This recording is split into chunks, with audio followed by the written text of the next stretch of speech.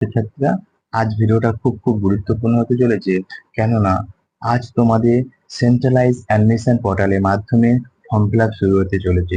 তাই form fill up করার আগে কোন কোন বিষয়গুলি সতর্কতা অবলম্বন করতে হবে সেই বিষয়ে আমরা আলোচনা করব। তো দেখো ছাত্রছাত্রী, কোনো স্টুডেন্ট যদি অনার্স করতে চায় তাহলে তাকে আগে ভাবতে হবে কোন বিষয়ে অনার্স নেবে এবং কোন বিষয়ে তার ভালো নম্বর আছে, এবং তারপরে কলেজ কলেজ পছন্দ করতে হবে। কোন কলেজ তাকে কাছাকাছি কোন কলেজ আছে বা তার প্রিয় কলেজ যদি সে করতে চায় তো করতে পারে। তো অবশ্যই তোমরা চেষ্টা করবে তো কাছাকাছি কলেজ, না? তো তাই তোমাদের আজকে আমি সেই নিয়ে আলোচনা করব। দেখো তোমাদের এই সাইডে চলে যাবে, তোমরা জানো যে wbcap.in, এই সাইডে চলে যাবে, স্ক্রল ডাউন করে নিচে আসবে। অবশ্যই তোমরা জেনে গেছো। হুম, দেখো ডিস্ট্রিক্ট, এখানে তোমরা জানো যে আমি ডিস্ট্রিক্ট সিলেক্ট করছি। দেখো দেখো এখানে গুরুত্বপূর্ণ বিষয়টা হলো, দেখো 3 বছরের গ্র্যাজুয়েশন এবং 4 বছরে, এটা কি আশা করি তোমরা জেনেছো। আবারও বলছি, 3 বছরের গ্র্যাজুয়েশন মানে হচ্ছে যারা পাশে পড়বে, বুঝতে পারলে, যারা পাশে পড়বে তাদের জন্য 3 বছর, এবং যারা অনার্স নেবে যে কোনো বিষয়ে অনার্স, সেটা কিন্তু 4 বছর। বুঝতে পারলে? তো এবার তোমরা আহ তোমরা সিলেক্ট করবে তোমরা 3 বছর পড়বে না 4 বছর। তো আমি অনার্স করে একটা সিলেক্ট করলাম 4 বছরে, তারপর একটা কলেজ সিলেক্ট করলাম।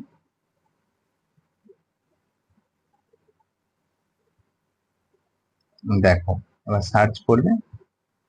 দেখো এবার এখানে দেয়া থাকবে যে কোন কোন কলেজে অনার্স, তোমার যদি সাবজেক্ট, তুমি যে সাবজেক্টে অনার্স করতে চাইছো সেই সাবজেক্ট এখানে আছে কি, এই কলেজে আছে কি সেটা কি তোমার দেখতে হবে।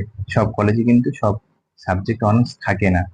তাই এখানে যেমন দেখো কি কি আছে, বেঙ্গলি আছে, এডুকেশন আছে, তারপরে ইংলিশ আছে, তারপরে হিস্ট্রি আছে, পল সায়েন্স, দেখো এ কটা আছে, আর কিন্তু নেই। তো তাহলে তুমি হয়তো করবে জিওগ্রাফি, তো সেক্ষেত্রে কিন্তু এই কলেজে পড়া যাবে না। তাই তোমাদের মাথায় রাখতে হবে, কোন দেখতে হবে এই সাইডে গিয়ে তোমাদের দেখতে হবে তোমাদের কোন কলেজে তোমাদের সাবজেক্ট অনার্স আছে। এবং আর কি করতে হবে, আর একটা কাজ করতে হবে যে কলেজ তোমাদের কাছাকাছি কলেজ কোনগুলো।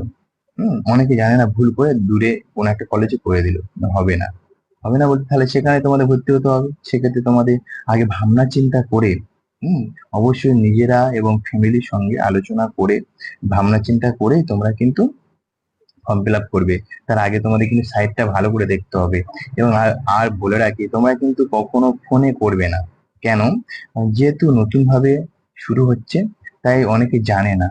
তাই আমি চাই, আমার মতামত বলে যে তোমরা যেগুলো অনলাইন এক্সপার্ট, হ্যাঁ, অনলাইনে যারা ফর্ম ফিল আপ করে, তারাই তাদের দিয়ে করাবে। বুঝতে পারলে? এক্সপার্ট যারা ফর্ম ফিল আপ করছে কন্টিনিউ, তাই দিয়ে করাবে, করলে খুব ভালো হবে। হম না হলে ভুলভাল করলে কিন্তু 1 বছরে তোমাদের মিস্টেক হয়ে যাবে। বুঝতে পারলে?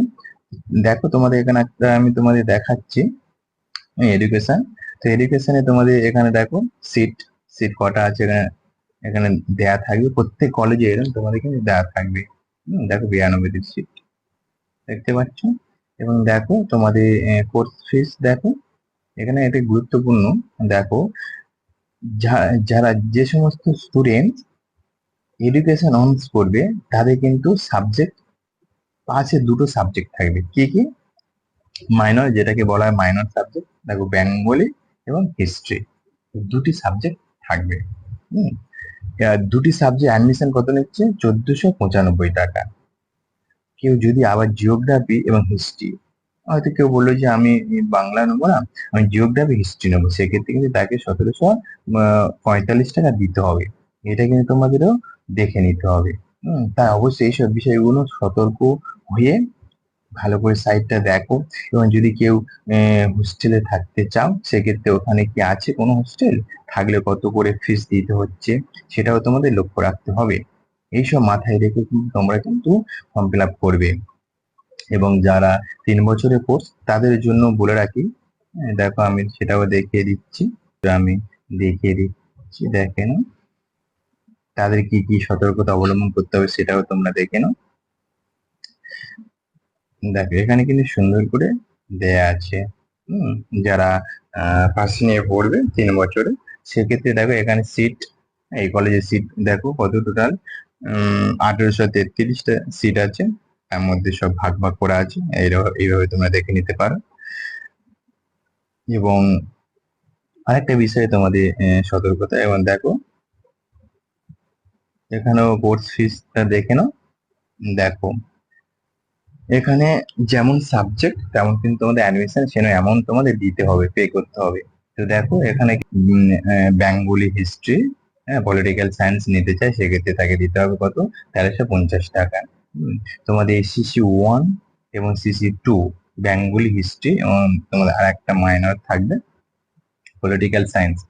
তোমাদের একটা বিষয় মাথায় রাখতে হবে, এই CC1 আর CC2 এই দুটি কিন্তু খুবই মেন সাবজেক্ট। যারা পাশে পড়ছো, CC1 CC2 দুটি কিন্তু মেন সাবজেক্ট। এই দুটি সাবজেক্ট তোমাদের কিন্তু যে 6টা সেমিস্টার সেটা কিন্তু পড়তে হবে। তাই তোমাদের সিসি পেপার গুলো তোমাদের মাথায় রেখে ফর্ম ফিল আপ করতে হবে।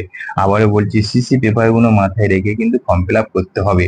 হুম, তোমার প্রত্যেক কলেজে, তোমাদের পছন্দের কলেজে গিয়ে তোমরা এভাবে দেখে নিতে পারো। আশা করি এখানে ডিটেলস সব দেওয়া থাকবে, সেক্ষেত্রে তোমাদের কিন্তু অনেক সুবিধা হবে। এইভাবে এইসব জিনিস মাথায় রেখে কিন্তু ফর্ম ফিল আপ করবে।